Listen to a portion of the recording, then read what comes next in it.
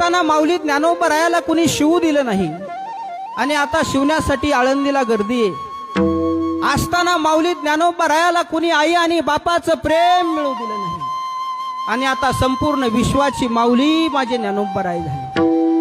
असताना माझ्या ज्ञानोबरायाला कुणी खापर मिळू दिलं नाही आणि आता सोन्याच्या ताटात नैवेद्य आहे। असताना माझ्या माऊलीला पैठणला न्याय मिळू दिला नाही आणि आता आपल्यावर अन्याय झाला की आपण न्याय मागण्यासाठी माऊलीकडे जातो आळंदीला। असताना माझ्या माऊलीला इंद्रायणीला शिवू दिलं नाही का, इंद्रायणी वाटेल आणि आता माझ्या माऊलीला पंचामृताची अंघोळ आहे। असताना मुलं 2-2, 2.5 किलोमीटर गेली तर दगडा विटा मातीशिवाय या समाजाने काही मिळूच दिलं नाही आणि आता 2-2, 2.5 किलोमीटरहून माझ्या माऊलीच्या दर्शनाला रंगायो।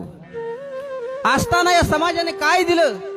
असताना या समाजाने दिला तो फक्त त्रास। माझी माऊली पहिल्यांदा पंढरपूरला निघाली तानू आणि पायाने निघाली।